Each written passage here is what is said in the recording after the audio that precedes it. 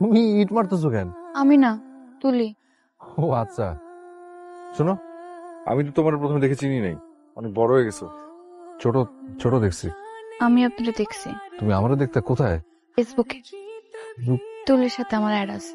ও আচ্ছা, ও একটা রিকোয়েস্ট তো দিলা না, মাসুরবা। না, আপনি ধরেন।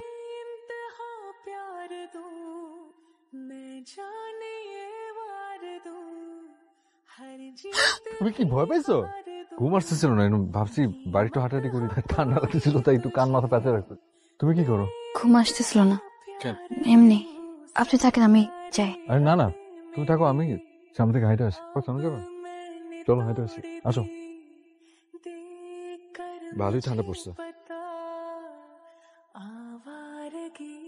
আমি ভাবছিলাম আমি বোধহয় পৃথিবীর একমাত্র প্রাণী যে রাতে না ঘুমায় এক একটা জায়গায় বসে থাকে।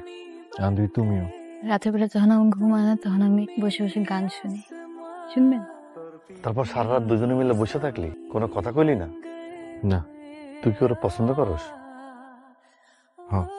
তো এতদিন কই আসছিলি তুই? আমি বিদেশে গেছি 7 বছর হয়ে গেছে, সব মিলে 12-13 বছর পর ওর লোকে দেখা।